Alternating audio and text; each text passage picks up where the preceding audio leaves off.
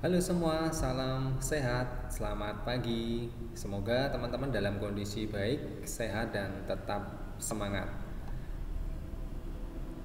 Oke, pada video ini kita masih akan melanjutkan proses pembelajaran kita tentang kebijakan perdagangan internasional. Nah, secara khusus hari ini kita akan belajar kebijakan perdagangan internasional. Nah, untuk mengawali, nah kita flashback, kita mengingat-ingat kegiatan ekonomi kita, ya.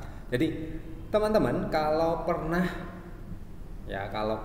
yang belum mau melakukan juga boleh, ya. Oke, saya yakin teman-teman itu sering belanja online. Ya, saya yakin sering, bahkan saya sendiri juga sering melakukan belanja online melalui salah satu website atau aplikasi, ya, yaitu saya sebut saja di sini adalah Shopee. Nah, melalui belanja online itu, kalau teman-teman mungkin memperhatikan di sana, teman-teman bisa mendatangkan barang itu dari luar negeri, atau istilah kerennya, bahasa kerennya adalah impor. Jadi kita beli dari negara lain melalui Shopee salah satunya, dan teman-teman bisa melakukan dengan marketplace yang lain, ya. Ini hanya salah satu contoh saja. Nah, pada saat teman-teman membeli barang dari luar negeri, berarti teman-teman itu sudah menjadi bagian dari kegiatan perdagangan internasional. Oke, ya, teman-teman sudah menjadi bagian dari perdagangan internasional, yaitu impor. Oke, ya. Nah, tentunya dalam kegiatan tersebut ada kebijakan-kebijakan yang tentunya diatur oleh negara kita. Nah, hari ini atau di video ini kita akan membahasnya lebih detail. Oke, sebelum masuk ke sana, ya, tentunya kita harus tahu dulu apa yang namanya kebijakan perdagangan internasional. Mungkin ada yang tahu, teman-teman? Semoga tahu, ya, atau pernah membaca lah sekilas begitu, ya. Jadi kebijakan perdagangan internasional adalah kebijakan yang dilakukan suatu negara yang berupa tindakan maupun peraturan yang dipengaruhi baik langsung ataupun tidak langsung terhadap struktur, komposisi, dan arah perdagangan internasional dari ke negara tersebut, serta rangkaian tindakan yang akan diambil untuk mengatasi kesulitan ataupun masalah hubungan perdagangan internasional guna tentunya kepentingan nasional. Jadi itu, ya, teman-teman, kalau teorinya seperti itu. Secara singkat, sederhana, jadi intinya dalam kita melaksanakan perdagangan internasional ada aturan mainnya, ada tata caranya. Dan aturan main ini harapannya juga melindungi masyarakat kita atau masyarakat di negara tersebut. Jangan sampai kebijakan-kebijakan itu tidak pro rakyat begitu, ya, istilahnya, ya. Jadi harapannya juga tetap pro rakyat. Nah, setiap negara itu memiliki kebijakannya masing-masing terkait dengan perdagangan internasional, ya. Karena apa? Sekali lagi, untuk melindungi masyarakat yang ada dalam negara tersebut, khususnya adalah pelaku-pelaku kegiatan ekonomi, ya, baik produsen ataupun nanti konsumen di sana. Nah, kebijakan perdagangan internasional itu dapat berupa apa saja, teman-teman? Ada dua, ya.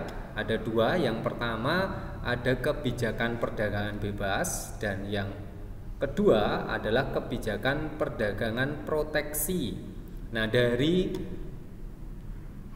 jenisnya saja tentunya sudah berbeda, ya, bebas dan proteksi. Berarti kalau bebas itu tidak keprotek begitu, ya, teman-teman, ya. Bebas berarti yang seperti apa? Nah, di sini kalau bebas itu pemerintah itu memberikan kebebasan pada kegiatan ekspor dan impor dengan tidak dihalangi oleh berbagai peraturan pemerintah. Jadi pemerintah ikut andilnya sangat sedikit, ya, teman-teman, ya. Jadi diberi kebebasan antara pelaku-pelaku yang ada di sana, atau khususnya ekspor dan impornya.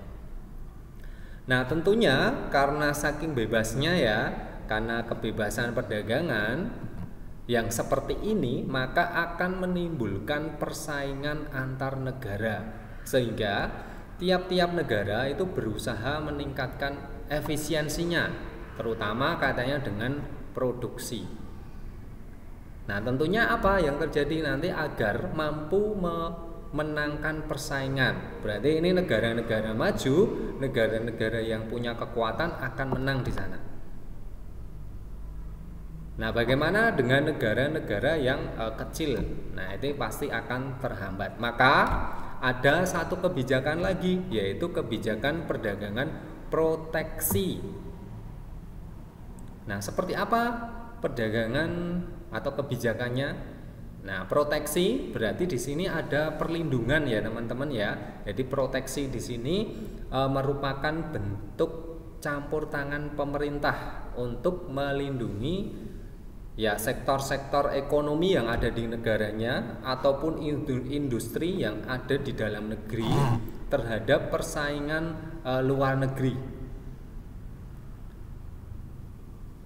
Nah, politik proteksi adalah kebijakan pemerintah untuk melindungi industri ya dalam negeri yang sedang tumbuh dan persaingan barang-barang impor, sehingga barang-barang impor itu tidak terlalu banyak ada di dalam negeri. Itu harapannya seperti itu ya teman-teman ya.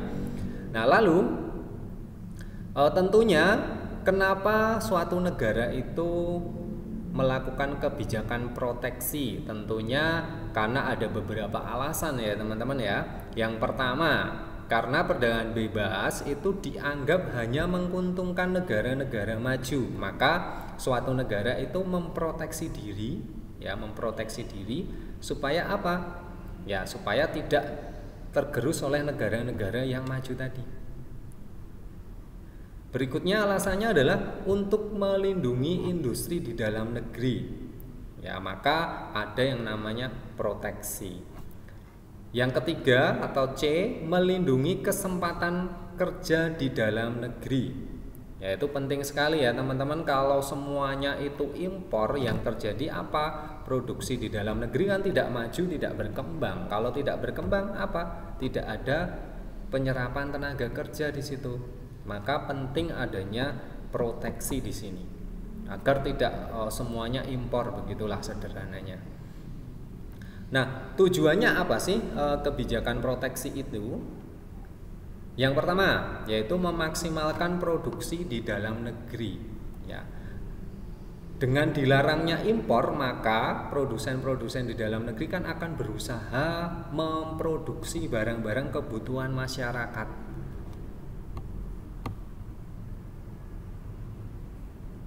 Ya, maka penting di sini untuk memaksimalkan produksi tadi. Yang berikutnya adalah yang kedua, memperluas lapangan kerja. Nah, karena ada pabrik menghasilkan barang-barang tadi, ya barang-barang impor itu misal di stop ya, maka orang-orang Indonesia atau negara kita kan akan memproduksi barang, butuh perusahaan. Maka kalau ada perusahaan, ada pabrik, di situ muncul yang namanya lapangan pekerjaan. Lalu yang C, memelihara tradisi nasional. Ya, tentunya setiap negara itu pasti punya tradisi-tradisi nasional yang tetap harus dipelihara. Maka tidak semuanya diimpor begitu ya. Kalau bisa malah diekspor. Jadi budaya-budaya kita bisa dinikmati oleh negara lain.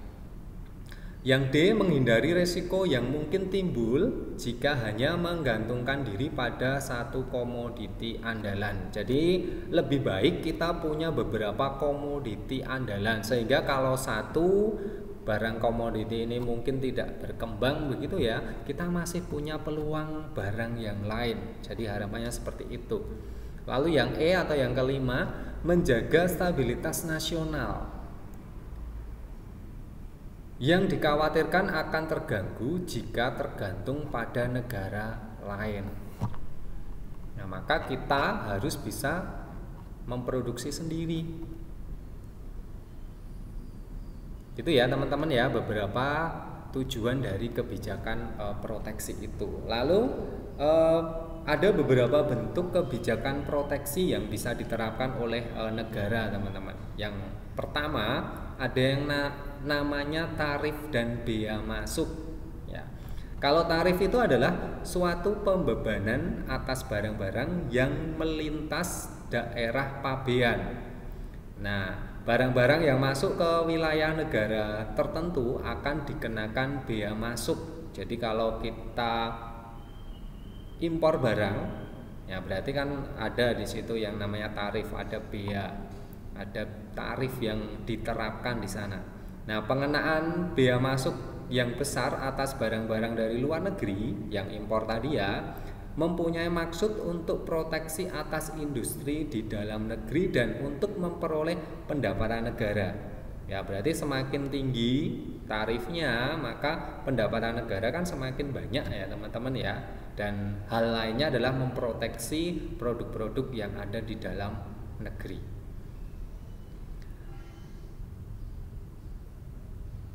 Nah, ada beberapa tarif dan bea masuk, teman-teman.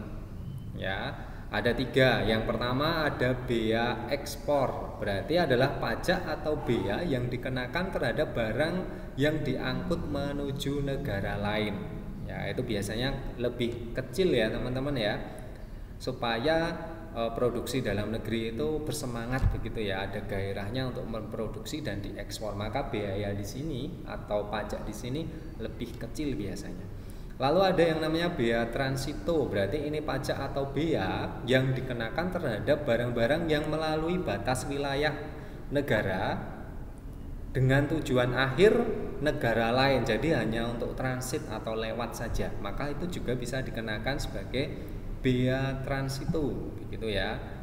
Lalu yang ketiga ada bea impor, bukan biaya ya, itu beda lagi ya. Bea impor ini apa? Berarti pajak atau bea yang dikenakan terhadap barang-barang yang masuk ke dalam suatu negara atau ke dalam negeri. Nah, itu tadi ada 3 ya, 3 macam penentuan tarif dan bea masuk. Nah, lalu kebijakan proteksi apa lagi yang bisa diterapkan oleh suatu negara, begitu ya? Yaitu pelarangan impor. Nah, pelarangan impor adalah kebijakan pemerintah untuk melarang masuknya barang-barang dari luar negeri. Dengan tujuan apa? Untuk melindungi produksi dalam negeri, itu kira-kira seperti itu ya.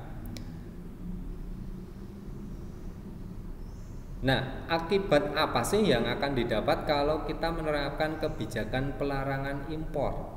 Yaitu sebagai berikut. Biasanya itu harga akan barang naik ya, harga barang akan naik. Produksi dalam negeri akan meningkat dan jumlah barang di pasar akan turun. Itu yang mungkin terjadi bila pemerintah itu melakukan pelarangan impor. Lalu kebijakan proteksi yang ketiga yaitu kuota. Berarti kalau kuota ini berkaitan dengan kebijakan yang seperti apa? Yaitu membatasi barang-barang yang masuk dari luar negeri begitu. Jadi jumlahnya dibatasi. Nah, akibat kuota yang dibatasi ini nanti apa saja yang akan terjadi? Ya, jadi yang akan terjadi harga barang akan naik, ya, produksi dalam negeri juga meningkat, jumlah barang di pasar turun dan impor barang turun. Nah, itu harapannya. Nah, memang nanti barang-barang impor itu akan naik ya harganya karena efek jumlahnya yang sedikit tadi. Lalu subsidi. Ya, ini kebijakan berikutnya ya.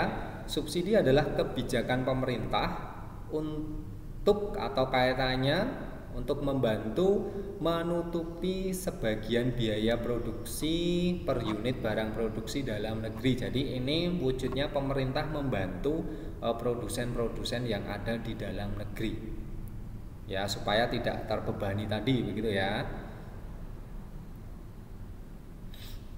Nah, dampaknya apa sih kebijakan subsidi ini? Yaitu biasanya harga barang di pasar akan tetap, produksi dalam negeri akan meningkat, jumlah barang di pasar tetap, dan impor barang akan turun. Itu beberapa kemungkinan yang terjadi.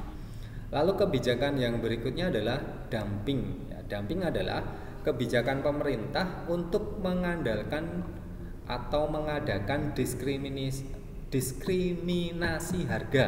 Jadi ada perbedaan harga di sana, yakni produsen menjual barang di luar negeri lebih murah dari yang ada di dalam negeri. Jadi misalnya kalau kita ekspor barang A di dalam negeri itu harganya misal 1.000 per unit, di luar negeri harganya 1.100. Ya, begitu ya. Jadi yang di dalam negeri lebih murah, sedangkan yang di luar negeri lebih mahal, begitu kira-kira. Oh, sorry ya, kebalik sepertinya Pak Anton tadi. Jadi produsen menjual barang di luar negeri itu lebih murah, sedangkan yang di dalam negeri itu lebih mahal. Jadi yang ke luar negeri atau yang diekspor itu lebih murah gitu. Itu dumping ya teman-teman ya. Lalu tentunya ada syarat yang harus dipenuhi dalam kebijakan dumping ini ya. Yang pertama, kekuatan monopoli di dalam negeri itu lebih besar dan daripada luar negeri ya, sehingga kurva permintaan di dalam negeri itu lebih inelastis dibandingkan dengan kurva permintaan yang ada di luar negeri, begitu kira-kira. Lalu yang kedua, terdapat hambatan yang cukup kuat sehingga konsumen dalam negeri tidak dapat membeli barang dan luar negeri. Oke, itu kira-kira syarat kalau pemerintah mau mengadakan yang namanya dumping, begitu ya. Oke, itu tadi materi terkait dengan kebijakan perdagangan internasional. Mungkin lebih lengkapnya teman-teman bisa baca buku begitu ya, atau literasi yang lain. Ini hanya sebatas ya pengantar begitu ya, menambah wawasan teman-teman. Jadi terima kasih, ikuti pembelajaran berikutnya.